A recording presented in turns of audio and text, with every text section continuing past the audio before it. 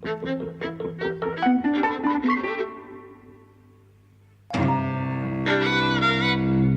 and welcome to Eavesdropping at the Movies. I'm Mike. And I'm José. And we've seen Mission Impossible Fallout. Mission Impossible 6. As it's much easier to refer to it. Fallout's pretty easy. What do you reckon? I loved it, as you could probably tell. But I didn't love it as much as I had been primed to love it.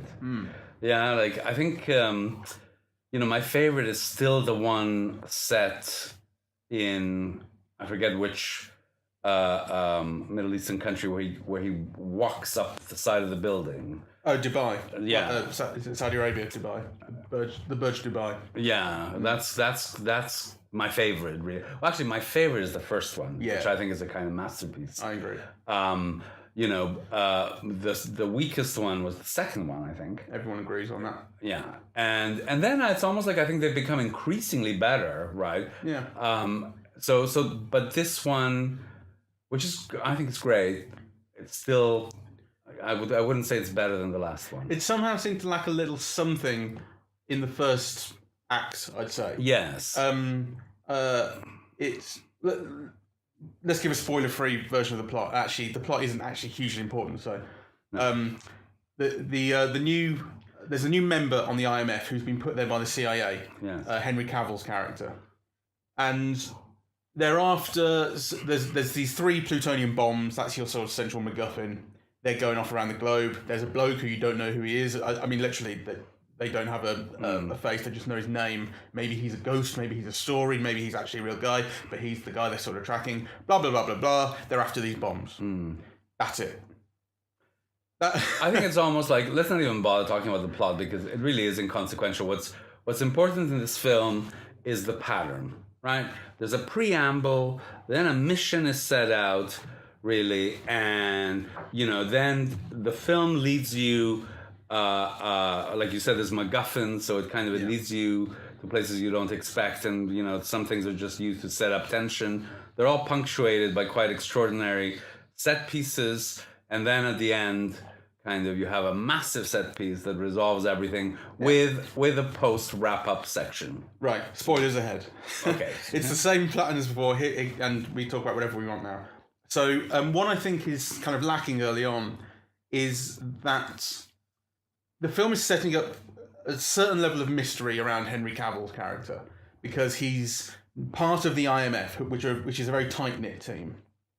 He's been placed there by the CIA, and the CIA and the IMF are at loggerheads slightly. Alec Baldwin and who's the head of the CIA in this? Angela Bassett. Angela Bassett. They butt heads a bit. So he's kind of in the team, kind of not in the team, and also because I think everyone has sort of heard heard about the film beforehand, they were kind of aware that Henry Cavill was a bad guy. To the film's credit, it makes Henry Cavill's character more of a mystery than I expected. I expected it to be pretty obvious that he's just a bad guy who's sort of finagled his way into the IMF to sort of pull some strings, which he is, but you kind of don't know, is he actually this bad guy whose name they only know? And that's his alias, and he's sort of finagled his way in, or is he kind of working with someone else, or what's going on exactly? The thing that you know from the very beginning is that he's going to be Tom Cruise's nemesis, because you only have a big star like that, opposite Tom Cruise if they're going to be given something to do. Yeah. And actually, so that he's going to be the nemesis. Right, so whatever the film is telling you, is bounded or rooted in the fundamental knowledge that he's going to be the antagonist, right? It's there in the publicity as well, yes. And it's the logic of casting that big a star, right? And in my view, Henry Cavill steals every scene he's in. I think he's wonderful. Yeah, he's really well cast. He's hale and bluff and hearty and kind of a little bit thick. Yeah, so obviously not... Thick as in stupid. Yeah, and I thought that it was interesting that I thought that about him, because obviously you can't be that kind of operative for the CIA and be stupid. But actually, it means that he's less bright than Tom Cruise, yeah? So it kind of has that connotation, And he's very sly, and, just funny. Really, I think he's wonderful. And I'm sitting here sort of while we're talking about this, trying to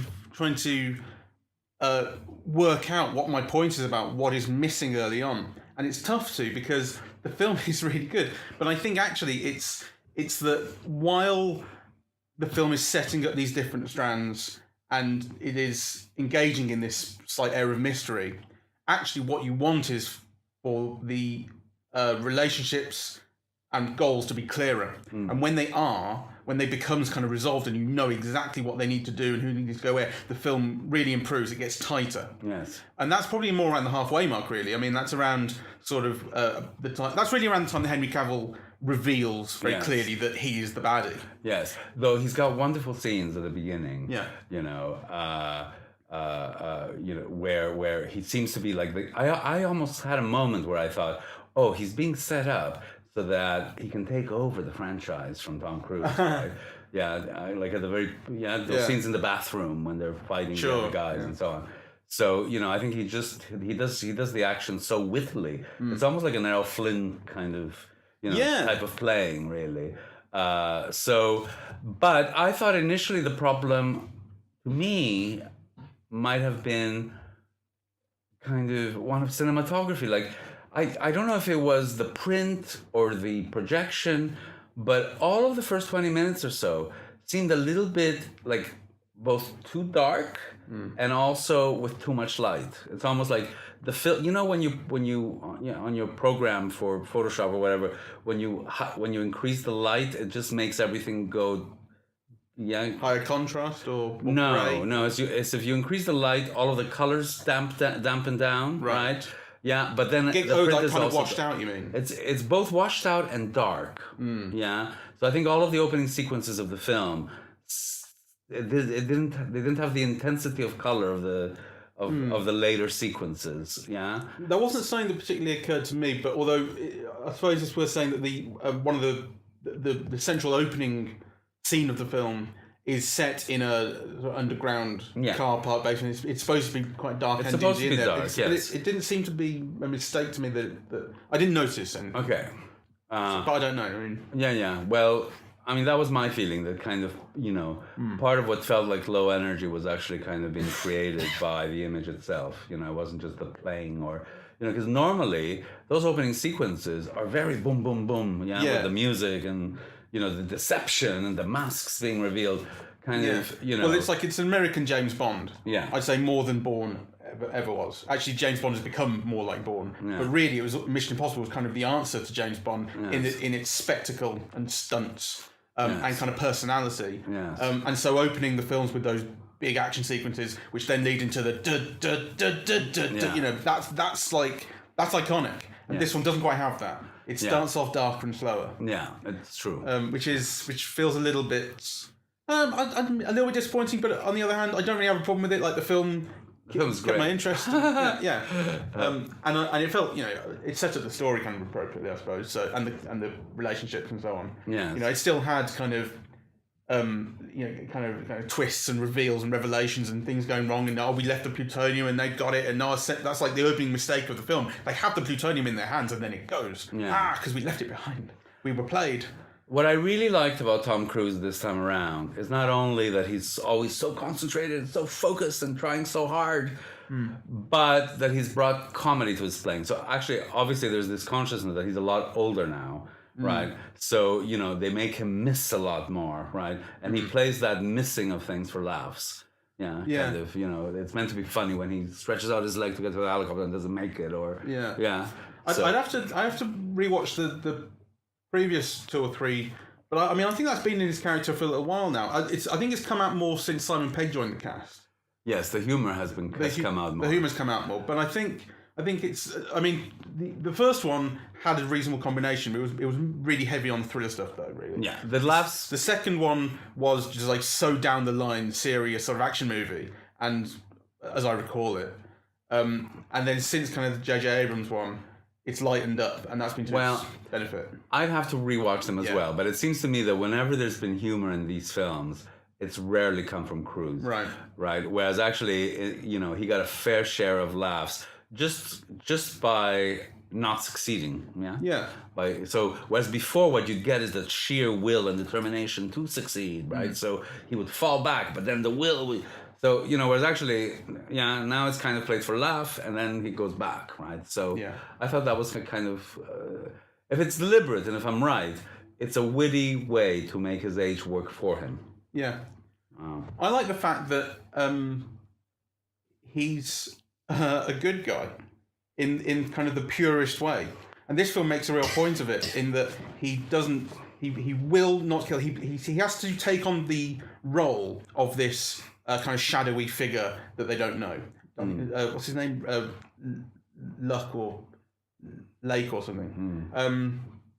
He has to play him to try and get in on this plutonium deal and pretend that he's him. And this guy is like super evil, so the stories go. Like he's killed children and done all sorts.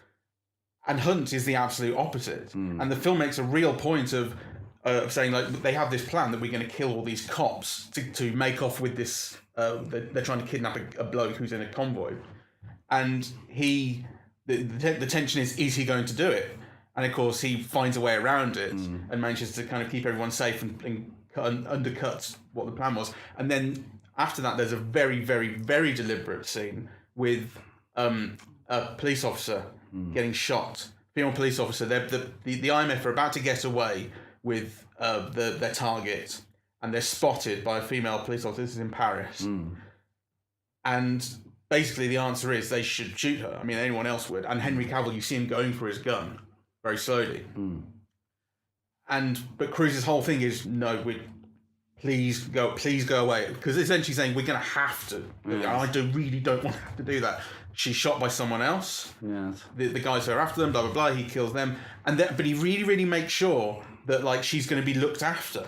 I know, but I think that's very inconsistent in the film. So really, yes. So I appreciate what you're saying and the thought behind it, because I think the film does make a very important point out of making Ethan Hunt a moral person, right? And I think it's important how hard it is to do that. He has to work so hard to be that good. And that's really important. It's not... On the other hand, he's throwing people out of helicopters every 2 minutes. The baddies. not every 2 minutes. And it is the baddies. Well... The guys who are the driver of the baddies, you don't know... It's the guy who's trying to kill him. It's the driver of... One can split hairs, right? My point is... Hairs. I am, because I think it's kind of inconsistent. I don't think so. Well, he kills a lot of people in this movie. He kills a few people. Well, I don't know, I haven't counted, but it seems like a lot, And in a way, it doesn't matter, right? So I just think it's inconsistent that there's such a...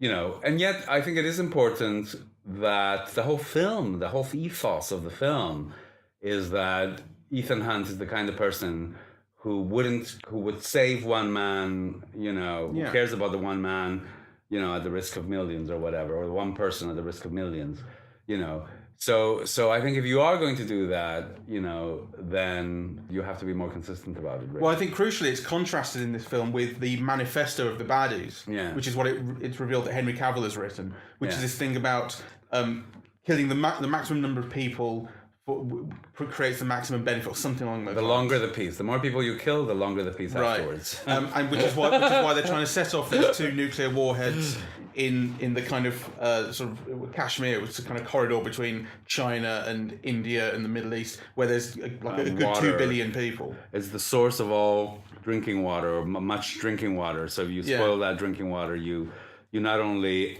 destroy the area that the bomb hits, but actually you contaminate, you leave without water a third of the population of the world, or something like that. And the baddies have this kind of sort of moral argument which they believe in, which is that there's a greater good to come out of this. And Hunt's whole thing is there is no such thing as a greater good. You can't kill a person, or you can't kill a good person, let's say, for any reason. Which, he doesn't believe in that kind of sacrifice. People sacrifice themselves, or are willing to. Like, he won't shoot. Ving Rhames, right at the start, it says, you've got to let me die to get away with the plutonium. Blah, blah, same thing. He won't do that, and the plutonium gets away. It's really deliberate. I know that's what the film is trying to do, and yet he is this action hero who does throw people off airplanes, So I just think that's inconsistent. I think it's within the but you're still, it's within a genre, you know. It's within. I get that. Well, I don't see why then is it so. Well, because inconsistent. the reason why I'm bringing it up is because then the film gets a bit too sanctimonious with it, which is an element that I don't like. You know, so and I think actually that kind of preachy moral thing that you like is what I like I don't least. think it's got preachy. You mean what Michelle Monaghan says at the end about being in the right place or whatever? No, not just that. I mean, you know, this whole thing about making him seem like a pure person, you know, whereas actually the whole thing about being an agent like him is that he is by definition impure. You can't be pure and kill people. And he's killed loads. This is, you know, number 6 in the series, right? So to kind of try to make him out, you know, as like this incredibly moral person who values each little leaf in the planet is silly.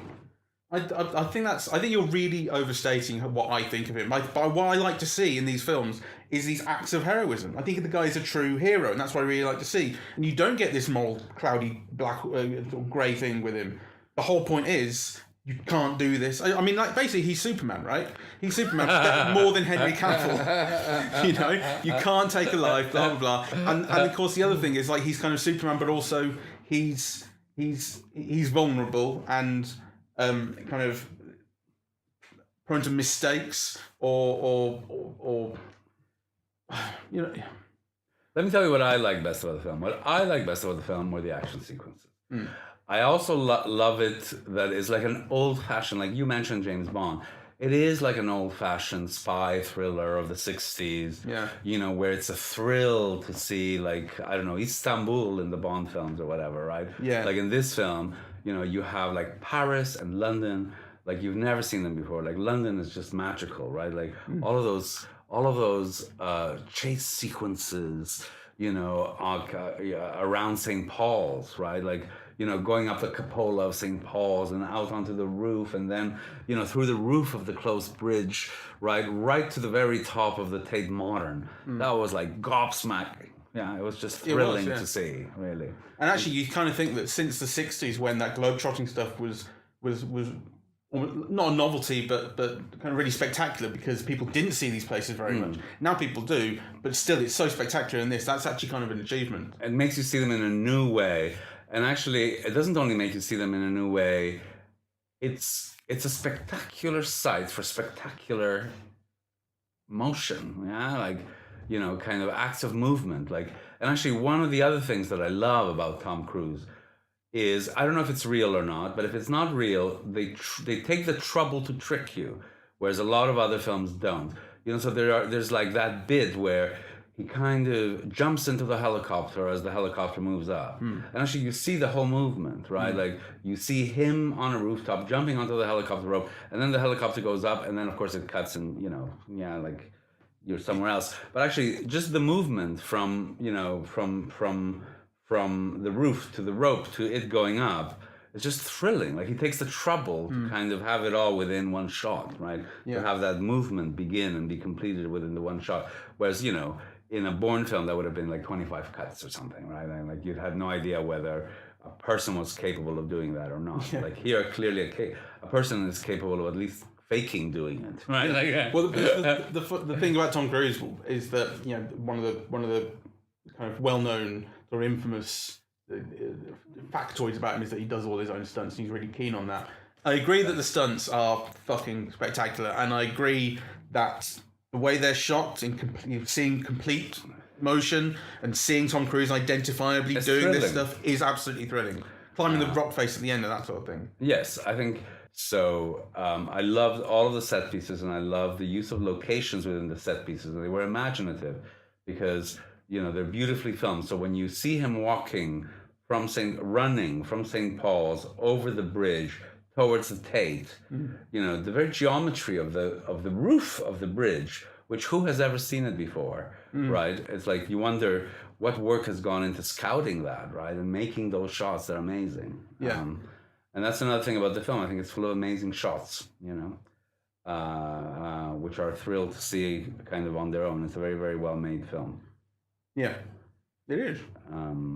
There's less comedy, and Simon Pegg, I think, is less well used than before. So that would be a criticism. I've always found his character a little bit overbearing in the films. I like that they gave him a little bit less to do, to be honest. I think he's badly served this time because other time, I mean, he's basically used as an archetypal secondary supporting actor. So he's really only used to tell the plot. He tells you what's going to happen or what needs to happen, or and to fulfill several mechanical aspects of it. That's all, So and deliver a few laughs. Not very many this time around. No, not as many. But like I say, I don't mind that. I think you know who I did. He is a secondary character, and I think they played up his kind of I can't do it. I'm Simon Pegg. They played it up a bit too much previously, and they did less of it in this. Well, I liked all of that in the past. I think it's getting a bit too old now to. So I think I know that it's not that many years ago, but there is a difference in seeing somebody who could pass for, late 20-ish, mid 30-ish, be that nerdy, geeky guy, and someone who is now clearly in their mid to late 40s and still having that nerdy, geeky thing. Tom Cruise is 56. I know he's my age. Is he? Yes, but I haven't had as many facelifts as him. but he's kind of carrying on. I mean, it's got to get to a point. It's got to get to a point when they come to like Mission Impossible 9 where they're going, we do have to work in really to the story the fact that these guys are still doing this at this age. Yeah, well, maybe they'll develop some wheelchair action. Yeah. I'll be looking forward to that. Fight sequences. What do you reckon to the stuff with his wife? I didn't like that. I don't. You see, I think. I mean, what I love about these films, in a way, is that they are very psychological, in the sense that people's villainy and so on is kind of made understandable, really, and also this idea of life as a kind of a chess game that's played on different planes, and that there are different game plans that could shift, right? So, there is a kind of a sense of of psychology and villainy and, geopolitics that all melt into one, but there's very, very little about love or feeling, except, kind of feeling is weakness, feeling is what makes you vulnerable. And, from the very first moment in the film where, Kristen Stewart dies, under the Prague Bridge, which I thought was such a fantastic moment in the first film. Kristen Scott Thomas. Kristen Scott Thomas, yeah, she's fantastic in the first film. It's almost like, the things that the hero has an attachment to. He only has an attachment to them so that he could briefly suffer before getting on with the mission. Yeah. Right? So actually, I think to have made him in this film, he's in love with two women at the same time, right? Neither of whom he can love. I just kind of think it's it doesn't add very much, and it feels soppy. Yeah, I know what you mean. I like what she added to. I like what she added to the jeopardy, I suppose. The other woman that he cares about is also right there and is going to die in 15 minutes if they can't save it. So the tension is raised even higher. But she doesn't add an awful lot else. No. I don't think the last scene, the climactic fight, would be changed that fundamentally if she weren't there. I don't think it's well done, because the only reason to bring those two women in as women he loves is if his love for them is something that affects or complicates the way the mission is done. Exactly. Yeah. But actually, one of them does initially, early on in the film. So you think that the introduction of the other one, that it would also, so that you could create levels of tension around that the film doesn't really succeed in doing. So really, it just feels like a soppy added on element. Exactly. It's her only function in the end is to make it a bit more tense. Yes. For Ethan Hunt, and not to do anything else. Well, to make him more of a hero, my life would have been, wouldn't have been so perfect without you. Oh, yeah, yeah. I was so prepared for that last scene to be like a setup, because it was a mirror of the earlier scene where the guy wakes up in the hospital bed, and they're trying to get the password off his phone. And then it turns out that it's once they convince him that they've read out his manifesto on telly, and so he gives them the password, and then it turns out it's been a setup and he's in a warehouse somewhere. And you've seen this before in Mission Impossible films. I think there was one very early on in the first one as well, where they were wearing masks as well in the voice things. That's when they first introduced the whole masks and voices, which continues to be the most fun thing in the world. I love if that. someone takes off a mask. I think they didn't use the masks enough, and actually they didn't use the voice thing enough. I would have loved to have seen more of it, though. Yeah. You know, but it's used efficiently. Yeah, there's a good moment with it. There's a really clever moment with it. But I was so prepared for that last scene where, because it's the same thing. It's the guy in the hospital bed has been knocked out and he wakes up there and he doesn't really know how long he's been there, and then he's got people around him talking to him, and I was so expecting that it was going to be someone was dressed up as Michelle Monaghan or whatever it is, and the walls were going to come down because it was so fucking perfect and idyllic, and music going, oh, it's lovely, and then it just turns out that it is actually lovely. One of the things that I found interesting, and I'm just going to look it up, is the film is, it's so clearly a Tom Cruise vehicle that they're not advertising the other people enough. And I always have this thing about American films, right? Like, do the producers really think that not putting Alec Baldwin and Angela Bassett and and so on in the credits, right? Because to me those are attractions. Like I would go see a film if Alec Baldwin or Angela Bassett were on it, right? Like, to me, it's a plus. Knowing that they're in it is, I might not just, so they're not big stars like Tom Cruise. I might not just go see a film because Angela Bassett is in it anymore. But, in combination, it would be an added attraction for me to go see it. And the thing is that the film has so many people like that, right? And you wonder why, like they're barely advertising Henry Cavill. Yeah, he's the second biggest face on the poster, and he doesn't have a name. Yeah, But I think kind of I think I'm going to see a Mission Impossible film anyway. These films are going to make I don't know $500 million each or more. Yeah. So when someone else kind of shows up like Angela Bassett or Alec Baldwin, it's just, isn't it nice that they're in it too? Yes, well, that's true. I really enjoy the surprise of them. Even though they're not always a surprise, I think there's very few people in this that haven't been in a previous one. Yeah. Nonetheless, you kind of maybe you kind of forget that they're there. Go, he's here. I wonder if this, So you were talking about like wheelchair, he is getting on, right? And I think one of the things that brought it out to me was having Alec Baldwin play the older statesman, the head of the section, his silvery, hair and his suits, and and basically he's played almost like a father figure, right? And they're basically the same age. Yeah. Like, I don't know what Alec Baldwin is, but there might be a few years age difference between them, but not much, right? So how much longer can Tom Cruise get away with playing like the young, out of control buck? He's 4 years older. 4 years older. There Tom you Cruise. go. I think the contrast is the one guy who ages with dignity, and the other guy they probably both have tons of facelifts actually. Yeah. Well, Alec Baldwin's got a better doctor then. Well, or he's had a good doctor to his face and kept his hair grey. Yeah. Anyway, it was a pleasure to see him. Who was the villain? Is it Sean Harris? Sean Harris, yeah. The red-haired guy. He's fantastic. Who is he? Actually.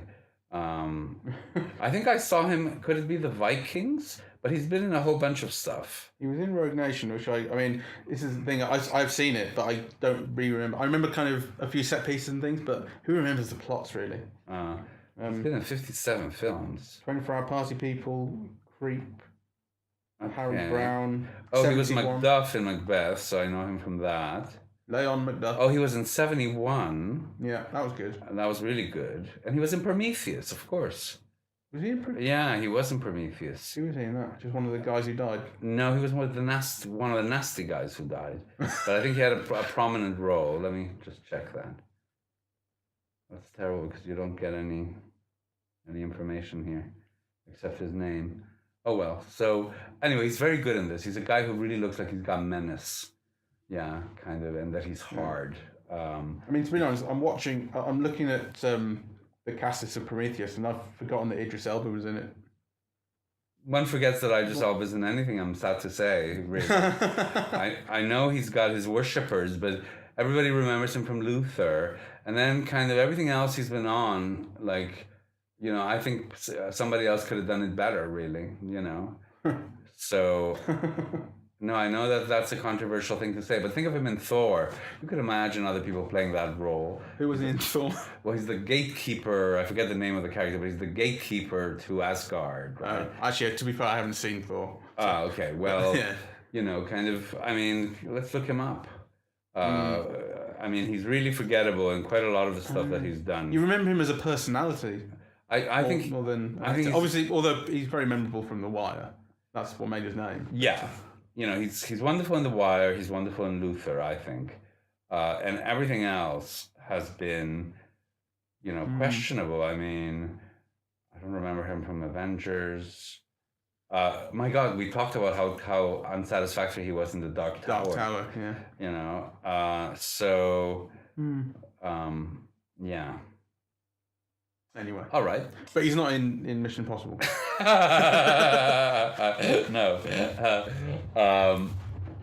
Yeah. Anything else? For me, the Mission Impossible series, over the last 20 odd years now, it's my favorite series. It's my favorite action series. It's my favorite series. I prefer it to all the Avengers films. I prefer it to all the Star Wars films. You know, I prefer it to the Bourne films. Yeah, I think it's the most kind of consistently imaginative. Well executed. Yeah, the one that has had the very best action sequences. You know, and the most imaginative ones, really. So on the one hand, it's a formula. You know the patterning of that formula very well. But they're incredibly stylish films. You know, they're often very humorous, you know, and in a way, they also have a kind of a light touch. Yeah, they're kind of, you know, they're played for laughs and for fun. You know, but they're like brilliantly executed. And I think actually this is in the same pattern. I mean, you know, this hasn't kind of altered my opinion of the series as a whole. I think it's the very best series of the last 25 years. Yeah, and what I really like about it is that for such an enormous film series, it doesn't have toxic fans. You know, it doesn't have people going, oh, well, that's not what Ethan Hunt would do. Oh, that's this, that, and the other. Oh, you got this wrong. Oh, I hate you if you don't like it. Yeah. It's just, it's really friendly, accessible action with loads of imagination, so on, as you say. And it's got a multi-millionaire movie star genuinely throwing himself into real peril for your enjoyment. Yes. Brilliant. Yes. And I mean, just a word about Tom Cruise, right? Because, you know, in a way, he's the star everyone loves to hate. Yeah. But I just think there's something very fascinating about him because I think he's been a star since 83.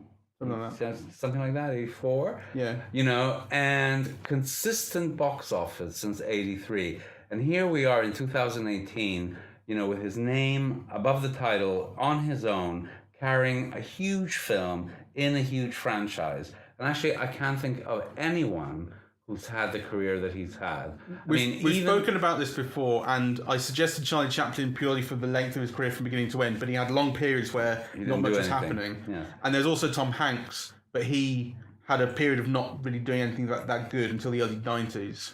Also, I think Tom Hanks became a star later than Tom Cruise. Yes, I think he did. There's that. And obviously there are people like John Wayne, but I also think if you think of John Wayne when he really became a star, which is like, you know, at the very earliest, say 39 with Stagecoach, but actually it's probably more likely like, you know, early mid-40s. You know, and you think of like, you know, the 70s, that's just 30 years. Well, Tom Cruise has already had, you know, a longer starring career than 35 years if we're talking 83. That's right. So, you know, I mean, I think it's just kind of extraordinary to see him, and this is obviously going to be an enormous success, as it deserves to be. Yeah. Okay, so we recommend that you go see it. It's really great. It's the best action movie of the moment. I think your kitchen's about to explode. We need to get Ethan Hunt in. Save the day. All right, goodbye. So, welcome again, everybody. We've just come back from seeing Mission Impossible Fallout for the second time. And this time we saw it on 3D IMAX. Is there anything that you want to say about the format in which we saw it the second time? Yeah, I suppose Limax. We should say, not full on IMAX. Yes. It never is these days. It's always just a much bigger screen. Yeah. But it's a clearer image and louder sound and and the rest of it. The 3D, I felt actually at the start I felt it was really bad. It almost looked like it had been post-converted. I'm not sure if it was or not. The characters in the early scenes had a real cardboard cutout look to them, really flat and just sort of in stages. But that wasn't a problem as the film went on. And by the time you got to Tom Cruise on the helicopter, I mean, that's what the 3D was really there for. It was to emphasise Tom Cruise on a helicopter, hanging off the bottom and not dying. Yes. It was great. I mean, that was great. But I also felt like I don't like 3D. I do like IMAX very much, actually. I like the size and I like the sharpness. But what I thought the 3D reveal this time around was kind of the layers of special effects. Okay. Yeah? So that, like in the helicopter scene, for example, you would see the helicopter super sharp with the 3D standing out from, the background. Yeah. And when the helicopter's clearly on fire and crashing, it's very clear. More than it was the first time that's a 3D model. Yeah. It doesn't look as good. Yeah. I agree. Although I don't know if that is 3D or the IMAX or both. Yeah. Anyway, apart. I mean, I suppose what I want to say is that, instead of being something kind of that's thrilling, for me, it's generally an annoyance. And though sometimes it can be very revealing about, planes, yeah? And the use of effects within those planes. Like, it's almost like you notice that there are layers of special effects happening in between, like one plane and another. Yeah, I'd say generally speaking, I didn't feel the 3D added anything useful, but the size of the screen was Worth great. it. Yeah. Yeah, and I mean, I don't think it hugely detracted either, though. My heart was still going like the clappers during the action scenes. Yeah, no, for me it did detract. And it detracted, I mean, partly because, I wear glasses, and putting the other glasses on top of it is A, an annoyance, B, it fogs up, right? So, that kind of, you've got to keep on kind of removing your layers of glasses to kind of... They don't fog up for me. Yeah. I wear spectacles as well, and the other ones don't fog up for me. I don't know if you were getting particularly hot and bothered.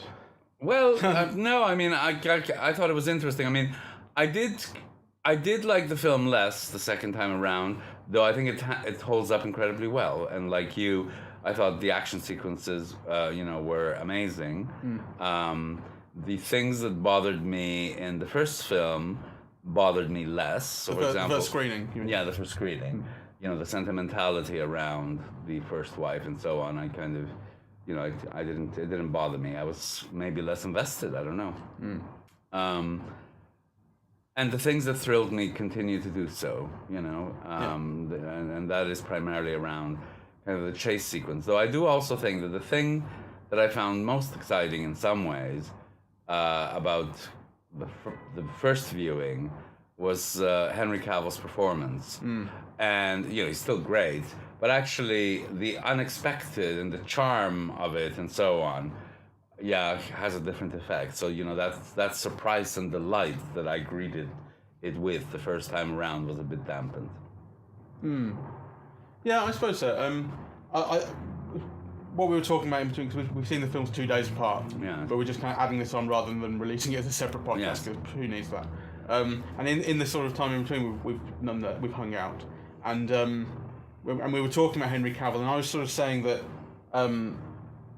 before the film came out, I was sort of worried about him as a villain, because he's a villain you see sort of less of now, although he used to be really just the way that film villains were before superpowers came along. A guy with an agenda and a weapon. It's like he's like a Bond villain or a Tom Clancy villain or something. And now that superheroes are the kind of main thing, villains are superpowered, or they're kooky or mad, or in some other way wacky that kind of matches the milieu that we have these days.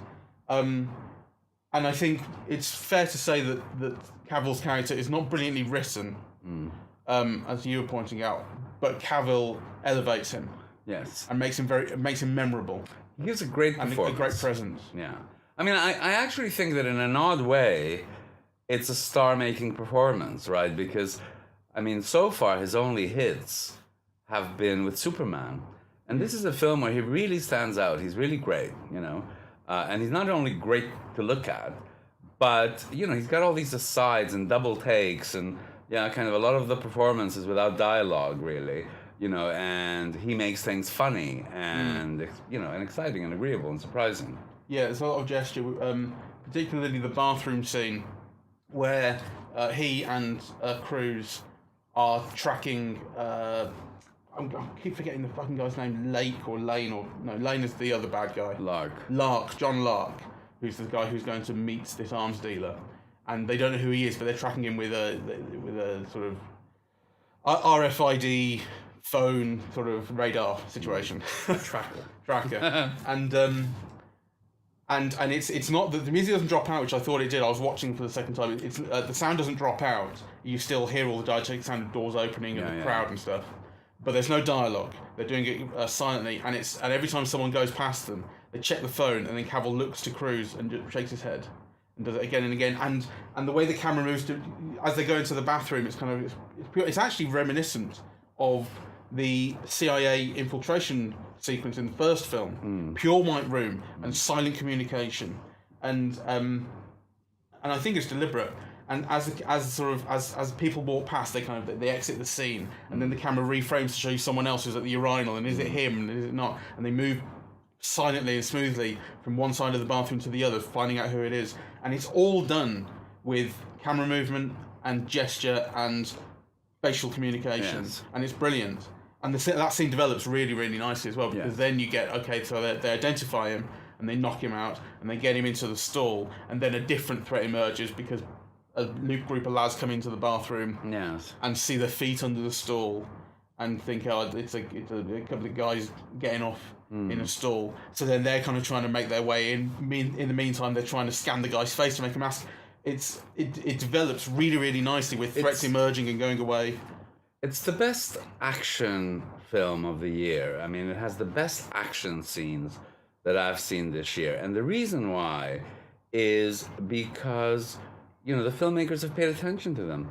So I think currently people mistake, you know, something going fast or something exploding for an action scene. And that's not an action scene, right? Like, you know, that's like a beat or a thing, right? A kind of, you know, an action scene has a logic and something leads to something, and it's like a good joke. You know, you have the setup, and then there's the development, and then there's a fallout, and then a fallout, and a fallout. So just the same way that you could build a joke on top of a joke on top of a joke, and in a comedic situation, here they do that with action. You know, and you know, and some of it is funny, and some of it is scary, and some of it has an emotional intent. You know, but it's kind of things logically following from the other, and just when you think that they can't go any further, they do. Or the opposite. You know, so for example, the scene where Tom Cruise ends up in the tower of the Tate Modern, you know, and there's an airplane going away, and you think, he's just going to jump and get on the airplane like he always does. And then he doesn't. Right? He can't. Right? Which is a surprise in itself, right? I didn't find that a surprise. That to me was where that scene was ending. That whole it's a very, very long chase, and he's just about to catch up, and he misses him at the end, and it's the I'll get you the next time bit. Well, I expect, you know, the thing Tom Cruise would normally do, as he does later on in the film, is to jump. Right, and kind of this time he's just a bit too far and doesn't, and that in itself, you know, acts kind of in relation to audiences' expectations. So, you know, the action sequence has a kind of a logic that the audience is aware of and kind of complicit with and pleased by.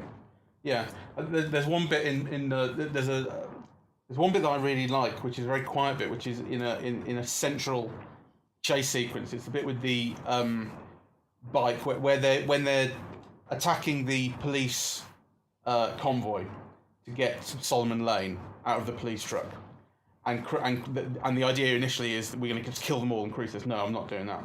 And so he takes it upon himself to do something different. And so they smash it and then Solomon ends up in the water, and then they're running away from everybody. And it's very, very intricate, and they end up capturing Solomon themselves, and they end up underneath in the sewers, basically, on a boat. And once that's happened, it's been a really, really intense action scene with a lot of moving parts. And then you get about 15 seconds of them just puttering in the sewers, and the music's still kind of going, but very lightly. It's kind of a holding pattern, and you kind of know that things aren't quite over yet, and they do then flare up again a little bit later, or moments later. But it's like the film knows you need time to decompress. Yes. You know, and relax and take in what you've seen. It understands pacing. I mean, it's staring at you in the face. It's giving you time where nothing is happening to calm down a little bit. I love that. Yes, I love that. I love that it understands pacing. I also love, in conjunction with that it understands editing. You know, kind of. There's none of these like super quick edits of, you know, where one action is kind of broken up into like 50 components or something. You know, you see things happening, and often the way that you see it then is part of what makes it thrilling, right? So, for example, you know, the helicopter shots where you see him hanging, and all of a sudden the camera will pull back, and then you'll see, you know, that he's hanging on top of this huge crevice, or So that actually the framing, composition, and movement, you know, becomes part of what makes the action sequence thrilling before the cut. I really I thought it was brilliantly done. Yeah, and what occurs to me, and again, this is something I'm picking up on that we were talking about ourselves yesterday, is that Mission Impossible is basically the only game in town left now that Bond's gone dark and taken on the Bourne thing of shaky camera and dark kind of personal problems with the heroes and that sort of thing. What else is there now that's doing that has this lightness of touch? Yes. I mean, the lightness of touch is important, and I was just wondering if it has more to do with that. Like, you know, so you know, it's not done with a great deal of depth, but nonetheless, this is a film in which there are things at stake to actions and to explosions, right? Like, you know, it doesn't feel like gratuitous, You know, so, I mean, people could die, you know, an atomic bomb could fall, when Tom Cruise is thrown from his motorcycle and he lands on the pavement, you feel it hurts, right? Like, so it's kind of, I think that's kind of interesting, because I think that's what a lot of action movies have lost, right? The kind of, you know, that things hurt. Yeah, that actually, you know, buildings are property and they cost money, and people's lives are invested in it. Yeah, that all of these things matter. Actually, it's surprising in this film how little things blow up. And in fact, you know, when they say that Rome has blown up and so on, it's a con. You know, it's kind of it's part of a sting. So I kind of, and I think most of action cinema right now, like, they've lost that, you know, what's at stake in things blowing up? Why are things blowing up? You know, why does it matter, and where does it hurt? Those are kind of key things, really. Yeah, I get what you mean, and I think you're right. And I think this also relates to what you were being a bit cynical about beforehand, which was what I like about Ethan Hunt is that he is very pure. Because you were being quite cynical about that, saying, well, he kills people. Yes. And my kind of thought on this, and I was really paying attention to it this time, you know. My thought on this is that, okay, so for one thing, we are within a genre in which people, it depends on the film, but people die quite freely sometimes, you know, particularly nameless, faceless baddies, right? For like the guy in the helicopter, for instance, who he throws out.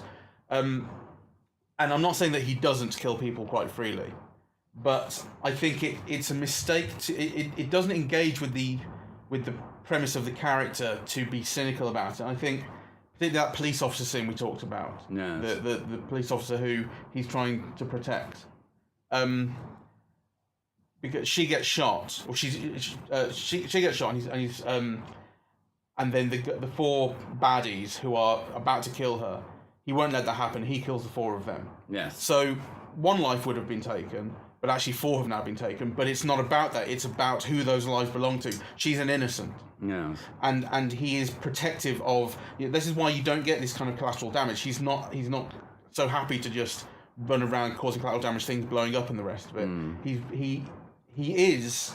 It is important that he is a moral character, and actually this drives a lot of the action. There's an awful lot that's set up with making choices right at the start of the film, right when the plutonium is taken. They're trying to buy it, and then they are ambushed. And Ving Rhames' character he has a gun held to his head, and there's this shot, which is it's the plutonium. And then the camera reframes to the car, which is right next to it, reframes to the exit, which it's pointing at, and reframes to Cruz. In this one shot, it says, "This is the exit. You can win." Yes. And of course, he doesn't because his team is in trouble. He won't abandon them.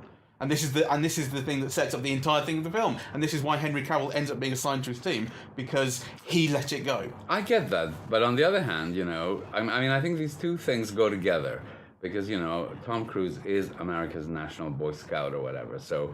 It's also part of his persona and so on. But I also think we can't lose sight of the fact that this guy is a spy. It's like his profession is to trick people and to con people and to kill people. Right? How realistic do you want it to be, though? This is kind of pure escapism, and we are allowed to indulge, aren't we, in the idea that he is doing it for the right reasons or in the right way. Well, I think there's this idea that for Ethan Hunt, good enough is never good enough. If good enough was good enough, he would have let the police officer die. He would have let his team go, because that's part of the job. You might die. Well, I get that. And that's what's enjoyable and what gives things stakes. I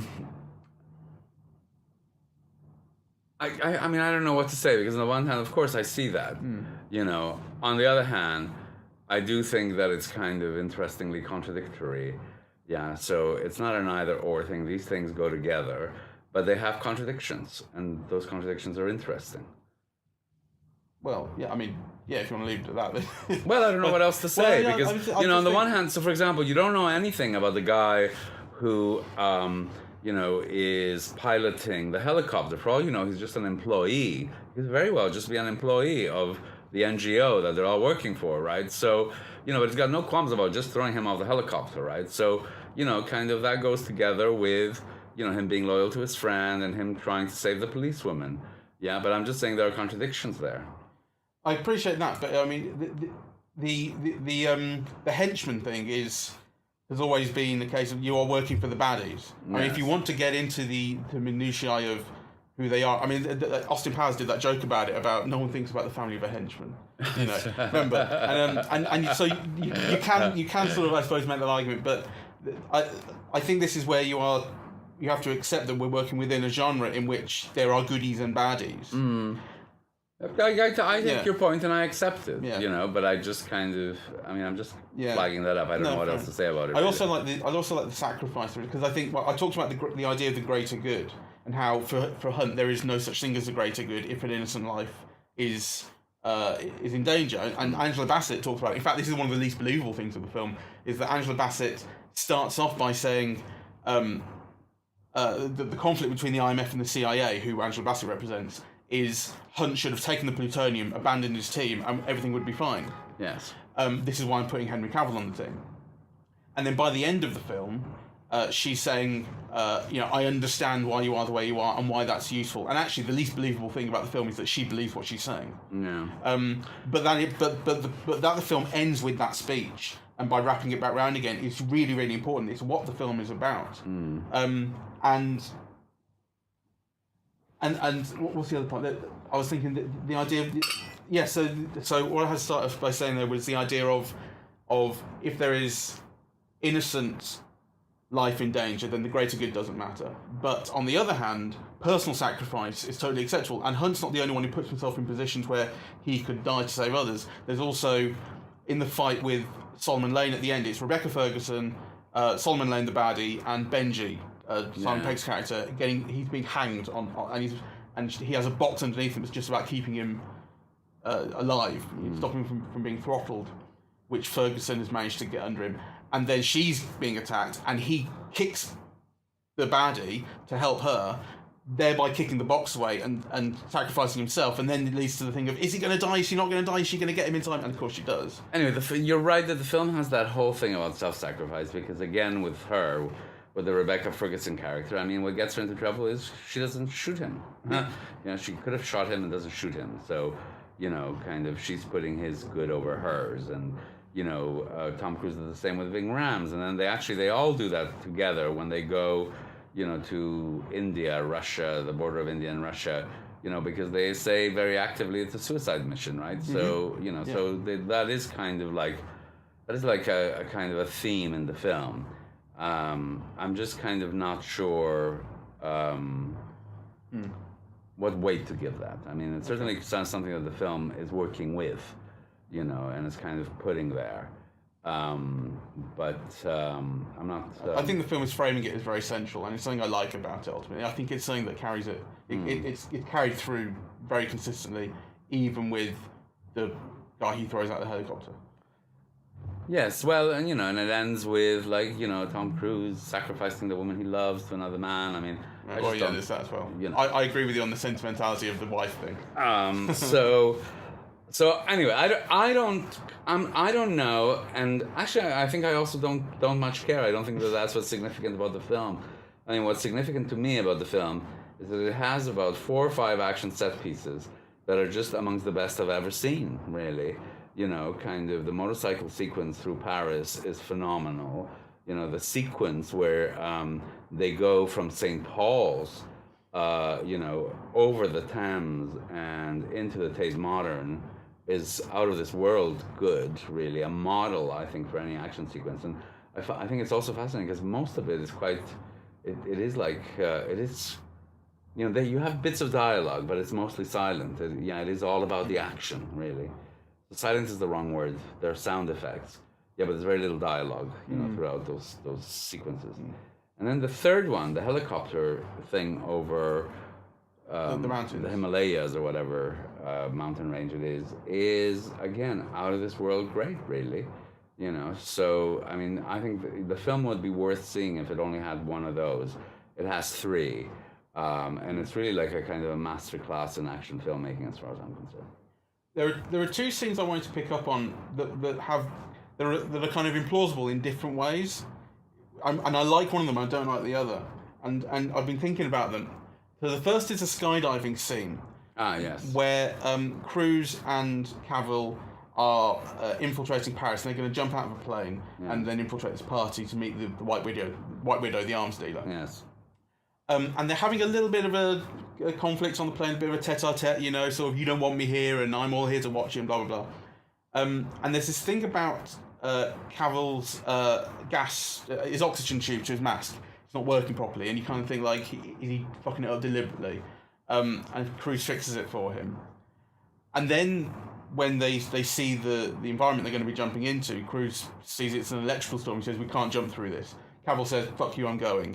And not only does he do that, which is reckless, but he rips off Cruise's oxygen tube. Yeah.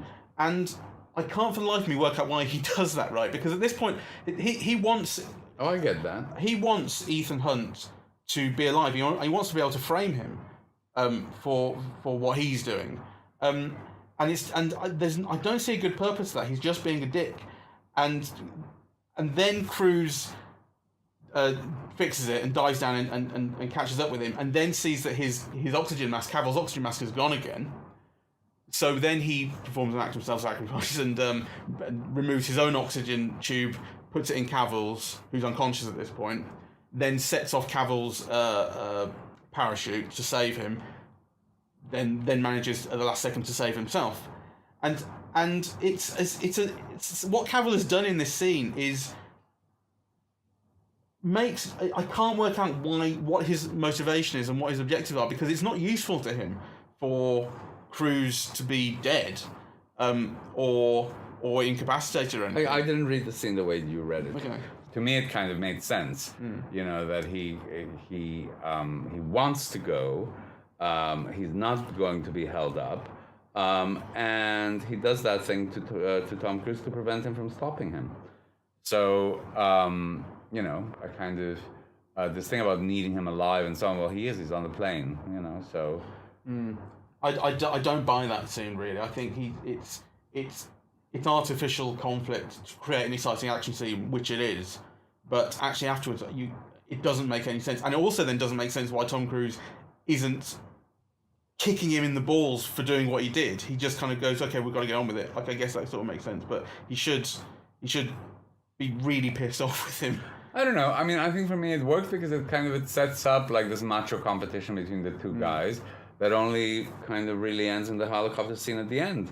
And actually, it's very much built up and underlined. You know, Tom Cruise says, "You prick," right? And kind of all of these glances about it is like a real kind of, you know, who's got the biggest dick kind of thing that's set up from that moment and kind of, you know, taken to the end. I get that part of it, but I do think it's nonsensical. The thing I wanted to contrast it with is the one that's underground with Alec Baldwin and the team, and it's the one where there's a huge argument, and it's revealed that Ethan Hunt they think that he is this John Lark, because that's because of intel that we've seen Cavill has given to Angela Bassett's character. Yes. So he's framed him, and so Alec Baldwin, who's head of the IMF, is confronting Hunt with this, and a lot of things happen, and there's a lot of moving parts in it, and it ends with Hunt kind of Hunt incapacitates Alec Baldwin's character and says, "I'm sorry, I had to do this. I'm going to go off to this meeting because this is our chance to get the plutonium." And it's engineered such that they all leave, and Henry Cavill is left with Solomon Lane, who they have in custody. Yes. They have a conversation in which it's revealed that Henry Cavill is this bad guy who's written this manifesto and so on, and has this plan. And then, of course, it turns out, that's Simon Pegg in a mask he's talking to, not the baddie. And this was all engineered to get that revealed. And it's such an implausible scene that this conversation is being like... It's a conversation that's being had for Henry Cavill's benefit. Because everyone is in on it, apart from him. Yes. And I suppose Solomon Lane, he's unconscious. Everyone's in on it. And what the contrast I want to make is that I totally believe this scene. And I love it, and I think it's loads of fun. Yes. Even though it is even more implausible, really, I suppose, in some ways, than the skydiving scene, which I have problems with. Yeah, well, neither of them bothered me. Yeah. I don't know. I was trying to work out where the difference is, I suppose, and like I guess it's that if the problem I have with the skydiving scene is the motivations seem really stupid, whereas in the conversation scene, it's the sort of mechanisms that are stupid, but the purpose of what's going on isn't. And it fits with with that heightened Mission Impossible thing of everyone gets to wear a mask sometimes, and it turns out that you're him and he's you, and I'm wearing spy glasses and stuff. That all is just part of the heightened world that they're in. Yes. As long as the motivations make sense. Yes, I love that. The only thing that I thought was missing in terms of Harry Cavill's character is, he's meant to be an idealist in a way, like, a fanatic, right? But an idealist, so who is this person who has planned his whole life to do something really terrible for the general good, to the point that he's written a manifesto and, like, He should be more of a force of personality. Well, he should. I mean, the idealism or has a plan or an idea of the world should come out somewhere. Whereas, really, he's purely action and reaction. Like, Yeah. Well, he does make more sense to me the second time, because the first time around I did kind of think he's quite a general kind of baddie, in that he's a bad guy with a plan and a bomb, and that's sort of it. And he does make more sense the second time. It comes out in the scene where he is in Paris with Angela Bassett, and he's giving her the fake intel on Hunt, and he's trying to convince her that why would Hunt turn? And he says, because look at the number of times you've disavowed him, look at the way you've treated him over the years, how many times is it going to be, how long until he's sick of that? And also, he's a guy who believed in something, and when he stopped believing in it, he realised it was a lie and a sham, and he turned. And so many people have been like that. Solomon Lane was like that. And what he's telling you there is why he is the baddie. He was in the CIA, and he turned, and he's just putting it onto Hunt to sell the story. Oh yeah, okay. That's what makes sense to me. Yeah. No, that. I didn't. You didn't, pick up on that especially. I didn't pick up on that especially, and actually, what you say makes sense. Yeah. Yeah, but I agree that he seems too practical almost. Yes. I mean, he really does remind me of Errol Flynn because he's just so much fun to watch, and he's ridiculously handsome, and also like really beefy and so on. But actually, it's all about the humor with which he plays these scenes, right? And it's all done through glances, basically, or through body gesture or posture, right? And he's just great fun to watch. I mean, though I thought very interestingly, for me, though probably for no one else, that if you look closely, Tom Cruise has better skin than he does, and he's like, 30 years older practically. Yeah, like Right. he's a lot older. Yeah, but he's got like this, I didn't notice. really smooth skin. I loved looking at Cavill's face in this. Yes. There's the mustache and the facial hair and the stare that he's always giving, and the sternness. Yes. And the kind of sometimes he tightens his jaw. Yeah. That's something. He's great. Yeah. He does have facially, he just has this presence. He's got character, yeah. And you're right. The kind of the opposition, the kind of macho fight, and the constant standoff between he and Tom Cruise is great, and also the fact that he's a good 2 foot taller than Tom Cruise. Yes. but Tom Cruise, like I guess, okay, so partly like Tom Cruise has throughout his life managed to find angles to shoot himself from to make himself look normal. But also like when you can tell that he's 5'6" whatever he is, he still looks great because he's always running. He always runs at like super high speed. The guy never gives less than 100%. He never looks like he's acting running. The guy's just fucking running as fast as he can. That sort of thing. I love that. Yes. About him. I do, and he looks great. So whatever he's doing right. I just thought it was interesting that Harry Cavill, who's so much younger. You see the lines under his eyes and a little the beginnings of crow's feet, and it's a face. It's a very handsome face and a young face, but already with character, right? Yeah. Whereas Tom Cruise has had all the creases smoothed out.